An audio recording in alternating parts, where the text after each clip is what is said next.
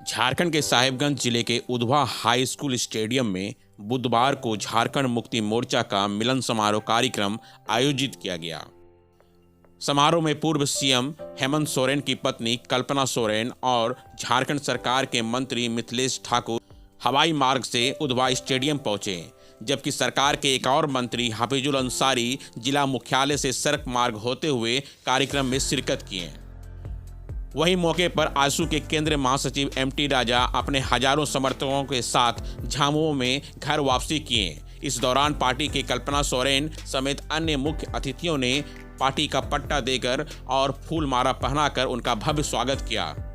कार्यक्रम में पार्टी के कार्यकर्ताओं ने हेमंत सोरेन जिंदाबाद, कल्पना सोरेन जिंदाबाद, कल्पना सोरेन मत घबराना, हम तुम्हारे साथ हैं, मोदी सरकार हाय हाय, जयम पार्टी जिंदाबाद, शिबू सोरेन जिंदाबाद के नारे लगाकर अपनी आवाज को बुलंद किए। जिंदाबाद जिंदाबाद, हेमंत सोरेन जिंदाबाद जिंदाबाद जिंदाबाद, देशंदुरी जिंदाबाद जिंदाबाद जिंदाबाद, जय झारखंड जय झारखंड। वहीं झारखंड मुक्ति मोर्चा का दामन थामने के बाद एमटी राजा ने कल्पना सोरेन से वादा किया कि 2024 के लोकसभा चुनाव में राजमहल सीट पर जेएमएम का ही झंडा लहराएगा। वहीं एमटी राजा ने कार्यक्रम से स्थानीय विधायक अनंत ओझा पर जमकर निशाना साधा। इतना ही नहीं बल्कि एमटी राजा ने क्षेत्र के कई जन समस्याओं को लेकर पूर्व मुख्यमंत्री हेमंत सोरेन की पत्नी कल्पना सोरेन को मांग पत्र देकर समस्याओं का समाधान करने की अपील की। वहीं मौके पर पूर्व मंत्री हेमलाल मुर्मू ने अपने संबोधन में कहा कि भाजपा साजिश के तहत बेवजह भ्रष्टाचार का झूठा आरोप लगाकर सीएम हेमंत सोरेन को जेल भेजने का काम किया है। ये भाजपा का एक षड्यंत्र है। झारखंड की जनता सब कुछ समझती है। इस बार लोकसभा चुनाव में और विधानसभा चुनाव में भाजपा का सुपड़ा साफ होना तय है। कार्यकर्ताओं को इससे घबराने की आवश्यकता नहीं है, क्योंकि कल्पना सोरेन जी तीर कमान लेकर आगे बढ़ चुकी है। इस वक्त वे चंडी का रूप धारण कर बीजेपी का वध करेगी। झारखंड सरकार के विकास कार्यों को देखकर भाजपा बौखला गई है। आज देश में जितने महापुरुष बने हैं उनका जेल यात्रा हुआ। इसलिए आप कार्यकर्ताओं को थोड़ा सा भी घबराने की आवश्यकता नहीं है। और सबसे बड़ी बात तो है कि आज हम लोग की बेटी, हमारी बेटी कल्पना सोरेन जी तीर कमान लेकर के आगे बढ़ने का काम की है।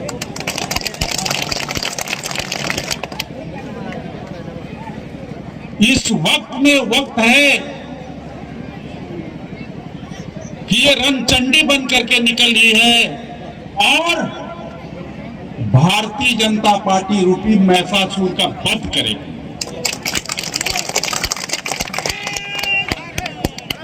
चूंकि आखिर क्या किया इन्होंने, हेमंत सोरेन यहाँ के जनमानस के लिए, यहाँ के आदिवासी, मूलवासी, अल्पसंख्यक तमाम लोगों के लिए नए नए योजनाओं का शुरुआत कर विकास का काम तेजी से कर रहा था। भारतीय जनता पार्टी को गढ़ने लगा और यह जुमलाबाजी पार्टी है, जुमला बोल बोल करके लोगों को बेवकूफ बनाने का काम करती है। वहीं मौके पर पूर्व सीएम हेमंत सोरेन की पत्नी कल्पना सोरेन सबों को संबोधित करते हुए भावुक हो गई और अपने अंदाज में केंद्र सरकार के गलत नीतियों के खिलाफ जमकर निशाना साधी। उन्होंने कहा कि उनके पति को केंद्र सरकार के इशारों पर ईडी के द्वारा जेल भेज दिया गया। उनके पति के विकास कार्यों को देखकर भाजपा बौखला गई है।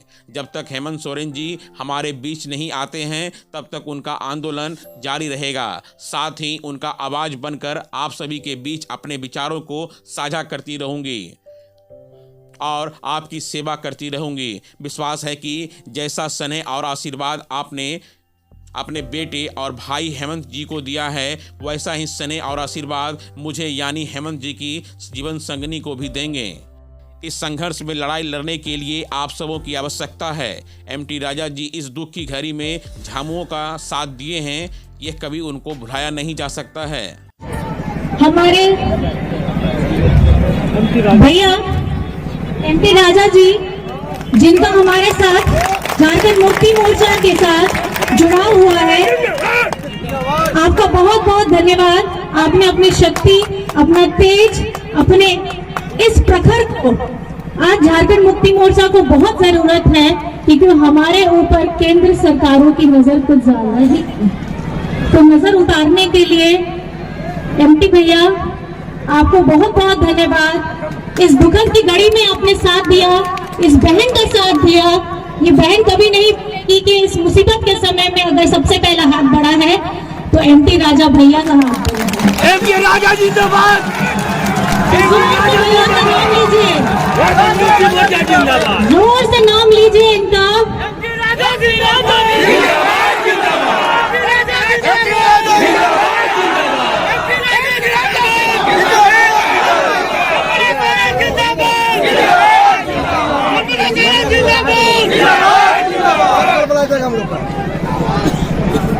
जिस तरीके से अभी सबके दिलों में ये हवा बह रही है, झारखंड झुकेगा नहीं, तो झारखंड झुकेगा नहीं। दिखा दीजिए आपकी आवाज, सुना दीजिए उन लोगों को, दिखा दीजिए कि कितना डर अब आपके जहन में आने वाला है, क्योंकि यहाँ झारखंड मुक्ति मोर्चा आने वाला है।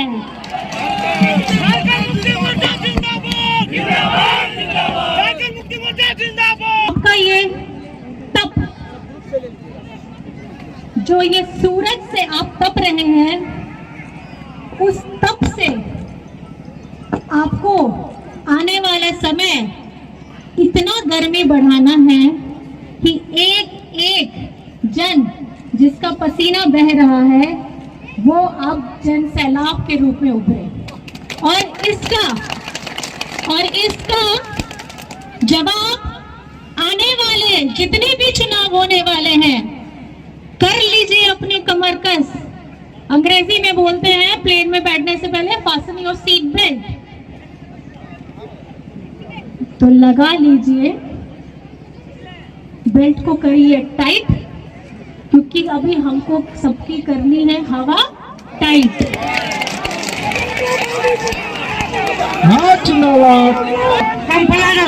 कल्पना सोरेन संघर्ष करो, कल्पना सोरेन संघर्ष करो। आप हैं वो ज्यादा मैं नहीं बोलूंगी, वो आप सभी को पता है।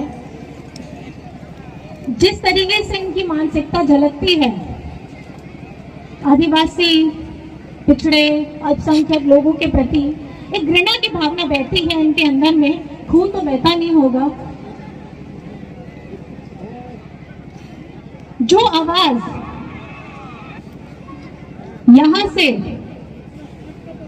हम कोशिश करते हैं कि दिल्ली में जाकर के झारखंड की बात सुने, यहाँ की तकलीफों को, यहाँ की समस्याओं को हम उठाने के लिए जगह ढूंढे, इनको कतई पसंद नहीं आता है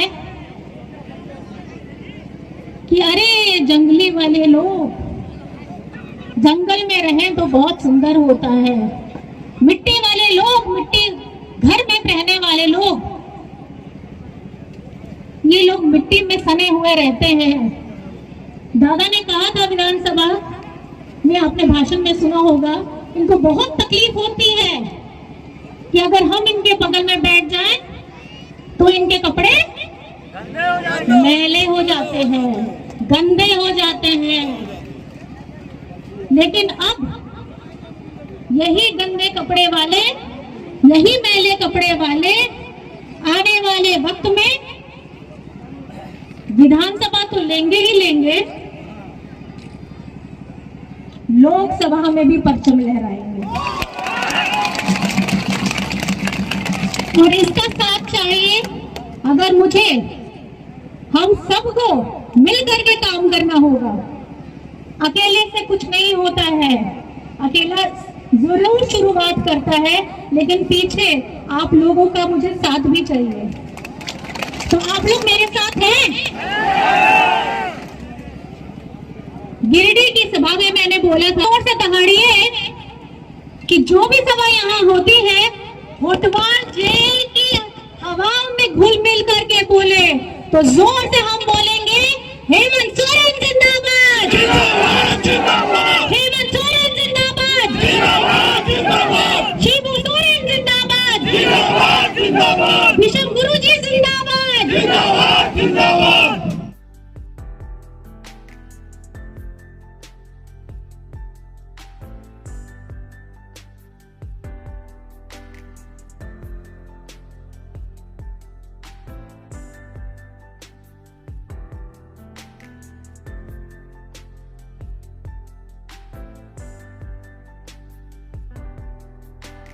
ऐसे तमाम बड़ी खबरों से जुड़ने के लिए देखते रहें अटल भारत।